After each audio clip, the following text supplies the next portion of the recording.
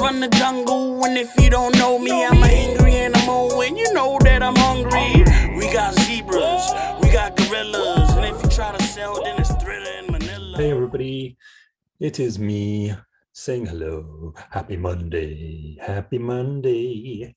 We hit the week with some gusto this week. I've been chatting with Neil, who's developing the skins, and we're just working our way through some iterations with the Hippo.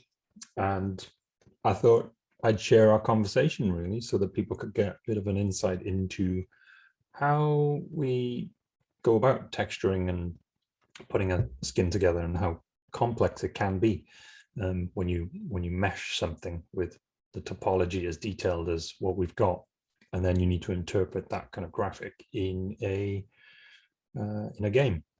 So this is 20 minutes. It's about a 20-minute piece really of just me and Neil chatting about the Hippo and sort of conversations of how we evolved the character idea, who we're basing the characters on for the other animals as well.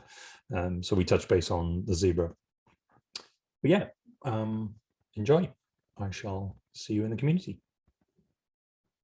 The facial movement stuff. I thought that yeah, let's quickly then. Should anyone ever need to do this, if you go in here. So I've just got the tool selected for his body because he's multiple tools, obviously. Yeah. So I'm just storing a morph target for his, so I don't have to keep sliding back and forth on the scale. Mm-hmm. So yeah, so just give you a quick demo. Let's quickly mask his face up a second. So what does that do? Is that like a start? That is a mask. So I'm not going to interfere with anything. So what I want to be able to do is pull his face around. Awesome. So yeah, like sadness. Scared. That is actually more than sadness. So sad that we haven't launched the NFTs yet. Yeah, no. Sad. Like, what's going on? Yeah, that's pretty cool. One thing I wondered with the nose, with the actual nose holes. Yeah, nose holes. Yeah. Nostrils. The nostrils, whether we could make them a little bit bigger, as my only thing, whether or not that's make the holes a tad bigger. Yeah. But no, it's not major, like it's just a little minor thing. But that's pretty cool. You can tell him he nasty. Give that. That's pretty cool. Yeah, because what you want is what do we want? The opposite of pinch we wanted there, but yeah. some darn big holes. You can see those boogies coming a mile off. This is what I love about this. Drop it all the way back to the start. Yeah. So the one thing I did notice as well was his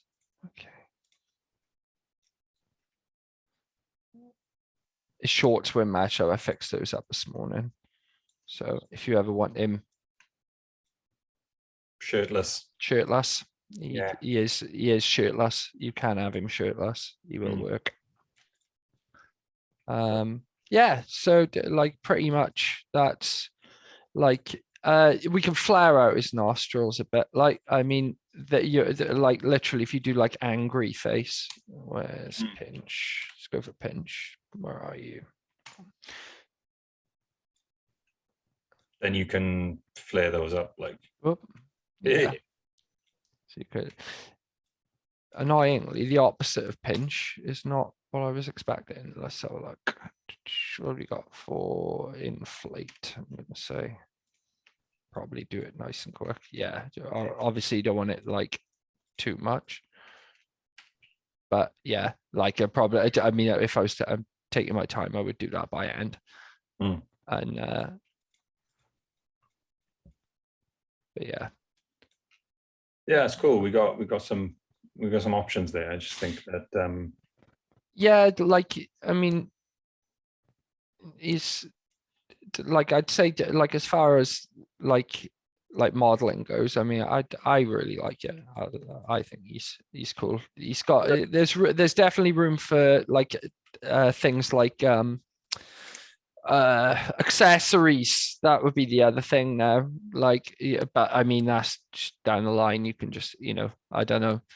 I like the lighting style on Otis the Hippo. That looks pretty cool. Is that the That's just, it's literally just the gummy shader. That is like, it's one of the thing is ZBrush is not, this is not really, I mean, people do render in it and they do some freaking incredible renders in it, but I would never render stuff in ZBrush. It all goes out into, whether it's going into a game engine, whether it's going into Unreal, Unity, or if it's going to like 3D. I mean, I use 3ds, so if it's going in for V-Ray, to be rendered, but it does it's really cool. They're sort of shader sort of setups. I mean, I don't play around with them like often enough, and I don't, like I've just got all the standard ones in here. I've got none that I've downloaded in here or any that I've made as presets, but there's enough in here to go through your model and go, yeah, it looks cool, like specular, it looks cool with the, like that sort of, like almost like plasticky diffused, yeah, well, toy figures. There you go. There is one here called toy plastic, but it is really, it's like a really, where is it? It's like a really ultra specular, like, where is it? Toy plastic. There you go. Yeah, it's like super duper. Let's check That's adult toy plastic. That it does look like adult toy plastic, doesn't it? That's yeah. But you see what people do. They render them out in passes, so they'll use this, and then they'll blend all their layers together. You can do it in I can never remember. I haven't done it for a while. I can't remember what you call it now. But you like, and then you get a composite, and it it just tends to look really nifty. But that's cool, man. No, I like it. So yeah, look at that. That is shrink wrapped, Vaselined. Yeah, that's going to be the sideline fetish. Oh, really? Fair enough. Like, is there angry for something else? Is there a market? Is the question. That's what we're asking. No doubt. I'm sure there is. People are bloody mental these days. Yeah. So. That's cool. So he's all good to go. So I'll get him retopoed for you. We'll get him ready, and that'll be that for that one. Have you thought about when and how and what you want to do with the next lot? Yeah. So I think the next one we want to do is the zebra. So we'll kind of send the spec and the front side.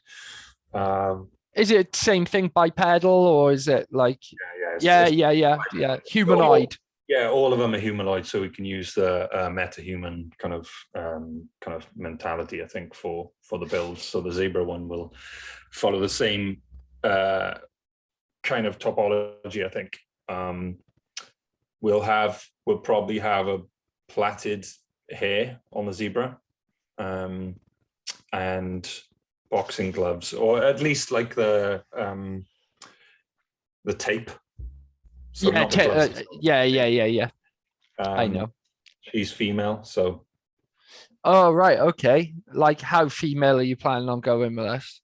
Not super feminine. Not like, voluptuous, typical fantasy anime. Yeah, wasp waisted, like big bum. Imagine Ronda Rousey, MMA Ronda Rousey style. Let's have a look at Ronda Rousey. Let's have a look at. So muscular, very athletic. Bottom right, the bottom right in the tab that spits out. Bottom there in the middle one. Oh, middle one. Let's go that one. Right, perfect. So imagine that's our zebra. That's okay. Even the attitude on the eyebrows and stuff, and the physique as well. It's not not feminine in that beauty sense. It's amazing because the wicked athletes. Christ, yeah, she's. I mean, what was she? I can't remember. Like 10-0 before she lost. Let's finish it. So if you're happy with Mr. Hippo here, Yes. if you're all good with that now, I'll get him all retopoed, get him all sorted, get him over to you, and then that'll be the benchmark for all others. So we'll like what I tend to do if we're doing a collection of stuff is just grab that one now. I'll take loads of shots of that and just make sure that by the end that they don't look like they look like a collection, not.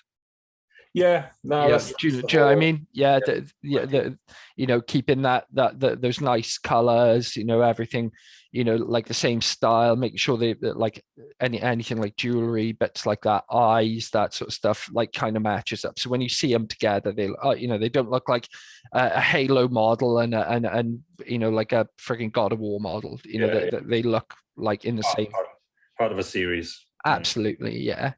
There you go. Awesome. So Flinders University for oh yeah. On the VFX course. So we're going to be thinking about doing some tests with the suit, with the skin and stuff. Oh, so nice. In terms of like topology, like remeshing it, is it then boned inside? Absolutely. So when you get your model now, you'll have the because you're using this in Unreal, it'll be using the Unreal mannequin skeleton. So basically, and then should you ever want to take that elsewhere, then you can retarget that.